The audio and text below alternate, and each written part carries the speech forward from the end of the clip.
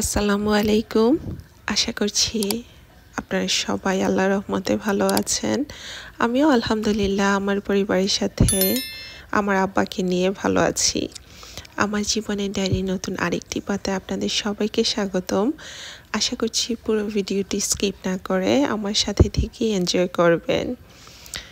রমজানের আজ 10 তারিখ, তাই আমি ক্যালেন্ডারের তারিখটা চেঞ্জ করে দিলাম। তো প্রথম রহমতের 10টা দিন আমাদের জীবন থেকে চলে গেল। আল্লাহর কাছে এই দোয়া যে আল্লাহ আমাদের সকলের এই রোজাগুলো নেক আমলগুলো কবুল করে নেয়। আর আল্লাহর রহমত ছাড়া আসলে কোনো কিছুই সম্ভব না।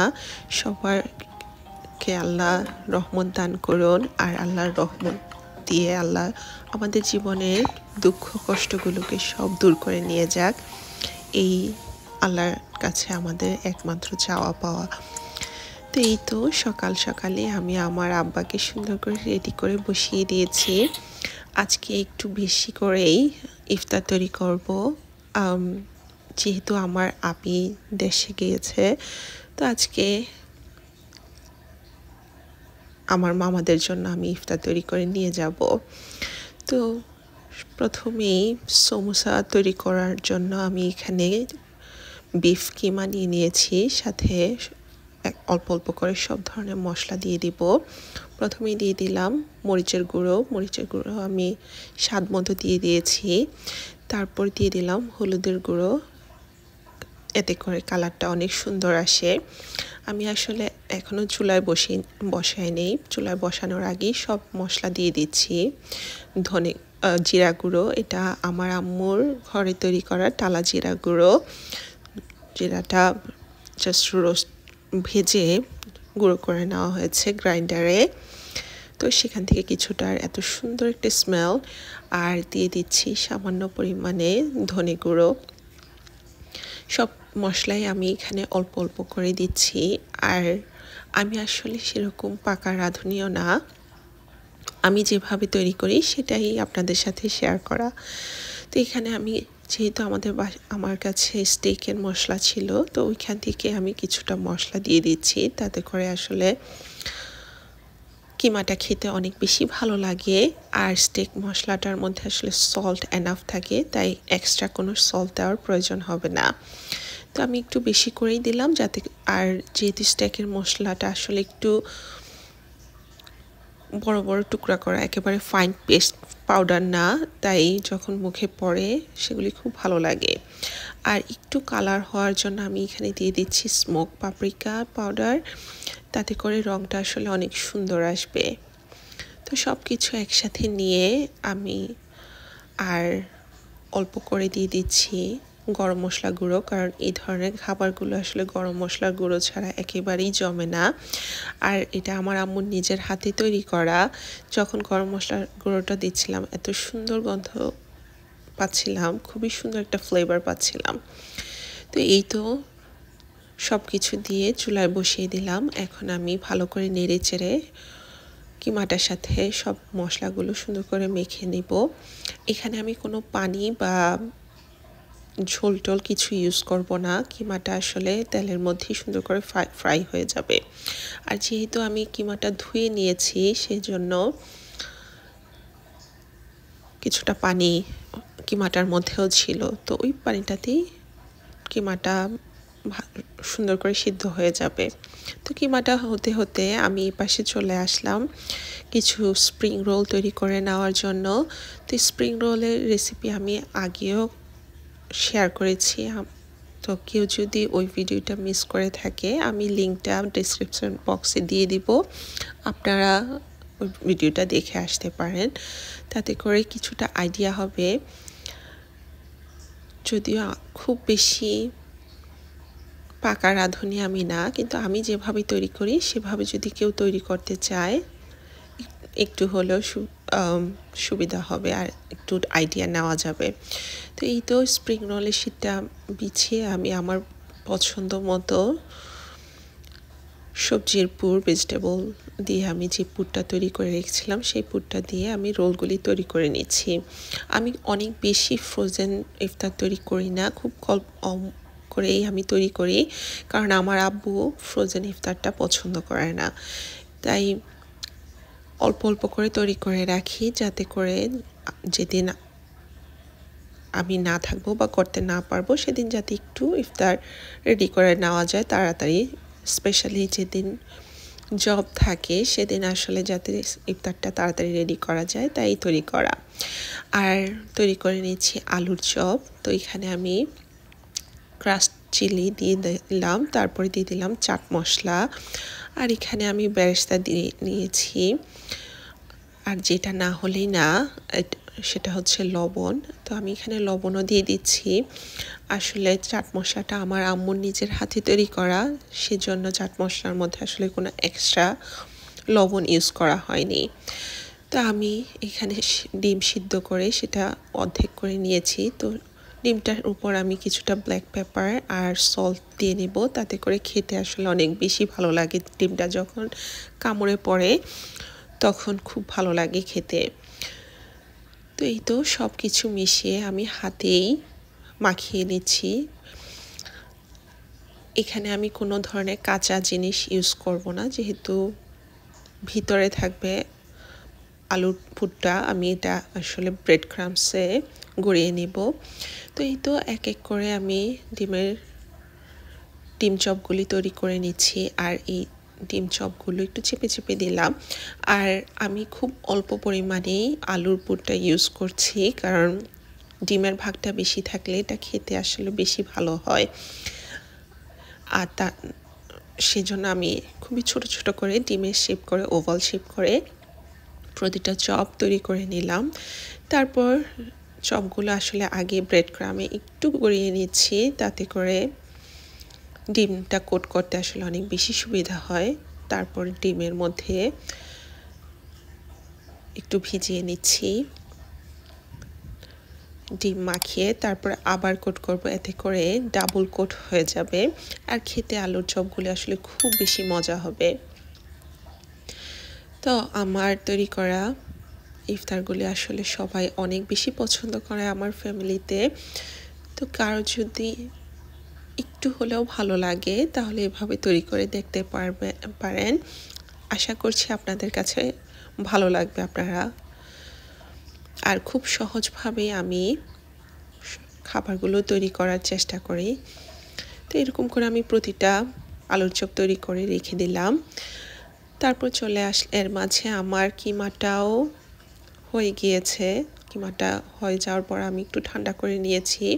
আর এখানে নিয়েছি সমুচার জন্য শীট। তো এখন আমি সমুচাগুলো এক এক করে তৈরি করে নিব। নিজে তৈরি করলে আসলে সুবিধাটা যে নিজের পছন্দ মতো আসলে সব কিছু দেওয়া যায়,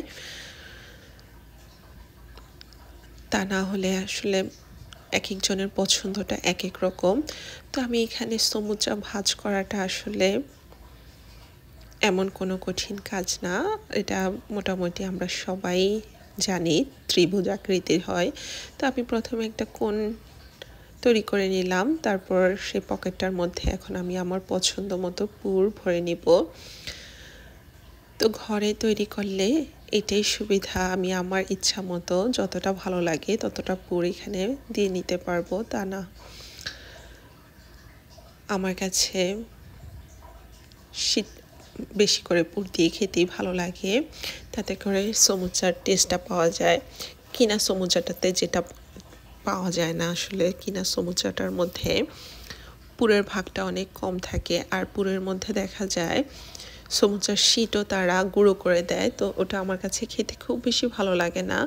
ওয়ান্স ইন এ ওয়াইল একটু তো ভালো লাগেই, কিন্তু নিজে যখন তৈরি করা হয় সেটার স্বাদটাই যেন অন্যরকম হয়ে যায়। আর এটা যে কীরকম হেলদি হবে সেটা তো বলাই বাহুল্য, যেহেতু সব কিছু ঘরে নিজের হাতে আমরা জানি কি কি ইউজ করেছি ইনগ্রিডিয়েন্টস।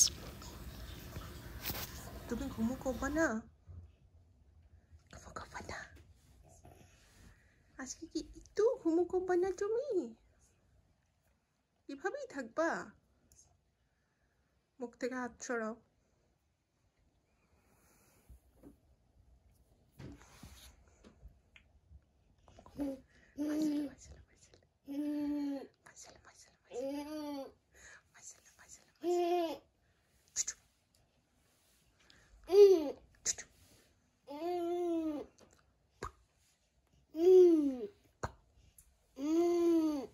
দুপুরবেলা জোহরের নামাজ পড়ে চলে আসলাম বাকি ইফতারগুলি তৈরি করে নেওয়ার জন্য।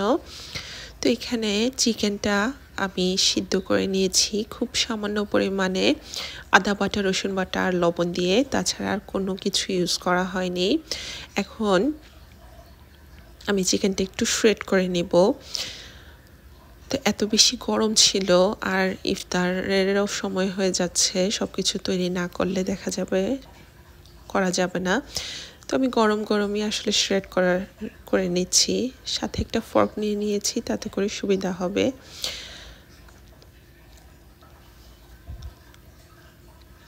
যেহেতু আমি চিকেনের পেটিস তৈরি করব, আর সেই চিকেন পেটিসটা আসলে এভাবে শ্রেড করে নিলেই বেশি ভালো লাগে। তো আমার চিকেনটা শ্রেড করা হয়ে গিয়েছে, সাথে আমি দিয়ে দিচ্ছি কিছুটা গোলমরিচের গুঁড়ো। গোলমরিচের গুঁড়োটা আসলে আমার কাছে অনেক বেশি ভালো লাগে। আর নিয়ে নিয়েছি পেঁয়াজের বেরেস্তা। এখানে আমি কয়েকটা চিকফিলের সস দিয়ে দিব। এই সসটা আসলে এত বেশি মজা, খুবই ভালো লাগে খেতে। তো সসটা আলাদা একটা টেস্টও আনবে আর ফ্লেভারটাও অ্যাড করবে, খেতে খুবই ভালো লাগবে। তো আমি যখনই কোনো রেস্টুরেন্টে যাই, যখন ওরা কোনো সস দেয়, সেই সসটা আসলে ফেলে দেই না, সেটা রেখে দেই, তাতে করে পরে আমি যখন কিছু তৈরি করি সেটার মধ্যে দিলে আসলে স্মেলটাও অনেক সুন্দর হয় আর খেতেও ভালো লাগে। এখানে দিয়ে দিলাম আমি সুইট অ্যান্ড সাওয়ার সস। তো সব কিছু দিয়ে এখন একটু মেখে নিব। তো আমি বেশি করে সস নামিয়ে নিয়েছিলাম, কিন্তু মনে হচ্ছে আর সস লাগবে না। তো একটু টেস্ট হওয়ার জন্য এখানে আমি খুবই সামান্য পরিমাণে চিলি ফ্লেক্স দিয়ে দিলাম। যেহেতু এখানে কোনো ধরনের ঝাল ইউজ করা হয়নি, তো এই চিলি ফ্লেক্সটা আসলে কোনো ঝাল করবে না, এটা আসলে ফ্লেভারের জন্য। কারণ আমি এখানে ঝাল ছাড়া বড় মরিচগুলো যেটা থাকে, সেই মরিচগুলো আসলে গুঁড়ো করে নিয়েছি। আর তারপরে দিয়ে দিলাম অ্যাভোকাডো অয়েল দিয়ে তৈরি করা মেয়োনিজ। আমি সবসময় অ্যাভোকাডো অয়েলের মেয়োনিজটাই খেতে পছন্দ করি, তাতে করে একটু হেলদি ভার্সন হয়। যদিও মেয়োনিজটা খুব বেশি হেলদি না, কিন্তু রেগুলার অয়েলের থেকে যখন অ্যাভোকাডো অয়েলটা ইউজ করা হয় তখন কিছুটা হলেও স্বাস্থ্যসম্মত। তো আমার যতটুকু দরকার আমি নিয়ে নিলাম, নিয়ে এখন সুন্দর করে মেখে এই তো চিকেনগুলো আমি একটু ভাগ ভাগ করে নিচ্ছি, তাতে করে আসলে যখন কাজটাও তাড়াতাড়ি হয় আর খুব বেশি সুবিধা হয়। সবগুলো চিকেন একই পেটিস যখন বানানো হবে একই সাইজের হবে, তাতে করে। তো চিকেনটা আমি সুন্দর করে মেখে এই তো এক সাইডে করে রেখে দিচ্ছি। তারপর পেস্ট্রি নিয়ে এখন একটা একটা করে চিকেনের পেটিস তৈরি করে নেব। তো একটু চেপে চেপেই আমি পেটিসের মুখটা লাগিয়ে নিচ্ছি। মুখটা লাগানোর পরে যাতে খুলে না যায়, সেজন্য আমি এখানে একটা ফর্কের সাহায্যে একটু চেপে দিচ্ছি, তাতে করে একটা সুন্দর ডিজাইনও হবে আর চিকেনটা আসলে খুলে যাবে না। যখন বেক করা হয় পেটিসটা আসলে অনেক বেশি ফুলবে, তো ফুলে যাতে চিকেনের পুরটা বের না হয়ে যায় সেজন্য আমি দিয়ে দিয়েছি। তারপর এগ ব্রাশ করে এই তো ওভেনে দিয়ে দিলাম, এখন আস্তে আস্তে হতে থাক। আর এ পাশ থেকে আম্মু আসলে ইফতারগুলো অলরেডি ভাজি শুরু করে দিয়েছে, যেহেতু অনেক ইফতার ভাজা লাগবে। তো সব কিছু ভেজে এই তো এক এক করে নিয়ে নিচ্ছে। এগুলি সবই আমার নিজের হাতে তৈরি করা, আর এত বেশি ক্রিস্পি হয়েছে ভাজার পরে, দেখতে তো আসলে আলহামদুলিল্লাহ এত সুন্দর লাগছিল প্রতিটা ইফতার। শুধু যে দেখতে ভালো লাগছিল তা না, ইফতারের সুঘ্রাণে পুরো বাসা আসলে মমো করছে।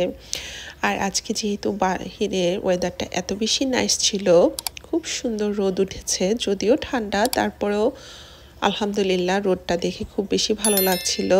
তাই সব কিছু আম্মু বাহির থেকে ভেজে নিয়ে আসছে, তাতে করে ঘরটা আসলে ক্লিন থাকে আর তেল চিটচিটে হয় না। যেহেতু আজকে আপির বাসায় ইফতার নিয়ে যাব আমার মামাদের জন্য, তো এখানে আমি বক্সের মধ্যে এক এক করে নিয়ে নিচ্ছি সব কিছু। আমি এখানে বড় বক্স ইউজ করছি, তাতে করে সব ইফতারগুলি আসলে একটা বক্সে করে নিয়ে নেওয়া যাবে। তো ভাজে ভাজে নিলে আসলে অনেকগুলো ইফতার একটা বক্সেই হয়ে যাবে। তো আমি সুন্দর করে সাজিয়ে নিচ্ছি। নিচে আমি একটা পেপার টাওয়াল বিছিয়ে দিয়েছি, তাতে করে যদি এক্সট্রা কোনো তেল থেকে থাকে সেই তেলটা সোক করে নেবে, কারণ বক্সে নেওয়ার পরে যদি নিচে তেলটা পড়ে তখন ওই জিনিসটা ক্রিস্পি থাকবে না, সগি হয়ে যাবে, যেটা খেতে একেবারেই ভালো লাগবে না। আর পরন্ত বিকালে এই তো রোদ পড়ে যাচ্ছে, এই সময় যদি নিয়ে যাওয়া না হয় তাহলে দেখা যাবে দেরি হয়ে যাবে, আমি এসে আবার ইফতার করতে পারবো না। তো আমি এখানে সব কিছুই এক এক করে গুছিয়ে নিচ্ছি। প্রথমে দিয়ে দিয়েছি আলুর চপ, তারপর সমুচা, স্প্রিং রোল, তারপরে দিয়ে দিচ্ছি চিকেন ডোনাট, আর সব শেষে দিয়ে দিব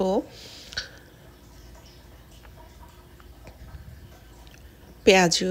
তো আম্মু পেঁয়াজু তৈরি করে নিয়েছে। তো পেঁয়াজুটা দেখানো হয়নি, পেঁয়াজু আসলে দেখানোর মতো এমন কিছুই নেই। ডাল দিয়ে পেঁয়াজু আমরা সবাই বানাতে পারি কম বেশি। তো যাই হোক, সব কিছু নিয়ে নিচ্ছি একটা বক্সে, সাজিয়ে গুছিয়ে নিচ্ছি যাতে করে ভেঙে না যায়। তো ইফতার হচ্ছে সবার সাথে শেয়ার করে খাওয়ার জিনিস। যখনই কোনো রোজাদারকে ইফতার খাওয়ানো হয় সেখান থেকেও আসলে সোয়াব পাওয়া যায়। আর আমার মামারা আসলে অনেক বেশি পছন্দ করে আমাদের বাসার খাবার বা আমি কোনো কিছু তৈরি করলে। তাই ভাবলাম আজকে রোজার 10 দিন হয়ে গিয়েছে আর আপিও বাসায় নেই যে মামাদেরকে ইফতার তৈরি করে খাওয়াবে, তাই আজকে আমি নিজেই তৈরি করে নিয়ে যাচ্ছি। আর খুব বেশি খারাপ লাগছিল আপির জন্য, কারণ আপি এত বেশি পছন্দ করে, আর আপির বাসা আসলে আপিকে ছাড়া একেবারেই ভালো লাগে না, কারণ যার বাসায় যাওয়া হবে সেই যদি না থাকে তাহলে আর কীরকম লাগে। তো যাই হোক, এই তো আমি পেটিসগুলো নামিয়ে নিয়েছি। অন্যান্য ইফতারগুলো সাজাতে সাজাতে আমার পেটিসগুলো হয়ে গিয়েছে, আর আলহামদুলিল্লাহ এত সুন্দর কালার এসেছে আর দেখতে মাশাল্লাহ এত সুন্দর হয়েছে। তো সব কিছু নিয়ে এখন দিয়ে আসবো। আর এই তো সূর্য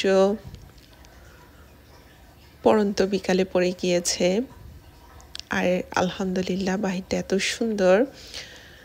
তো চলে আসলাম আপির বাসায়, এখন বাসায় ইফতার দিয়ে যাব। রোজা কয়টা রাখছো এখন? সেকেন্ড থেকে আজকে কি 10th? ইয়া, ফার্স্ট রাখো নাই? ফার্স্ট রাখছি, first, second, third, fourth, 10th। ওকে, গুড জব। ভালো ইফতার হবে? হ্যাঁ, অনেক ভালো ইফতার হবে। তোমার পছন্দ হয়েছে? হ্যাঁ, পুরাটা খুলো খুললা দেখো। ওয়াও, তোমার কোনটা বেশি পছন্দ? আলু চপটা, সমুচাটা? আলু চপটাও? তোমার এগরোলটা অনেক সুন্দর হয়েছে। তুমি খাইও, তোমার জন্য আনছি, সবাই মিলে বৈশা খাইও ইনশাআল্লাহ। তুমি বাসায় যাইও কেমন? হ্যাঁ, ইনশাআল্লাহ। তুই ঘুমু করো না বাবা, ঘুমুকে আজকে কোপাই না, আজকে একটু ঘুমু করবা না। No sleepy? You don't want to sleep? Just a little bit nap? Can you take a nap, Papa? Nom nom nom nom nom nom nom nom nom nom.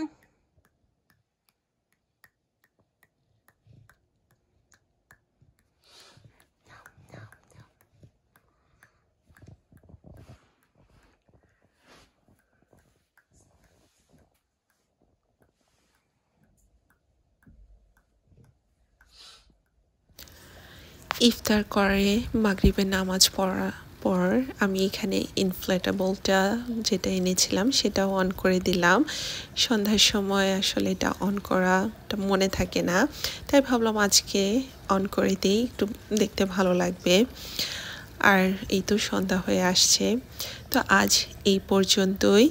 কথা হবে আমার জীবনের ডায়েরির নতুন কোনো পাতায়। ততদিন আল্লাহ আপনাদের সবাইকে ভালো রাখুন। আপনারা সাফাতের জন্য দোয়া করবেন, আল্লাহ যাতে সাফাতকে নেক হায়াত দান করে। আমিন। আল্লাহ হাফেজ।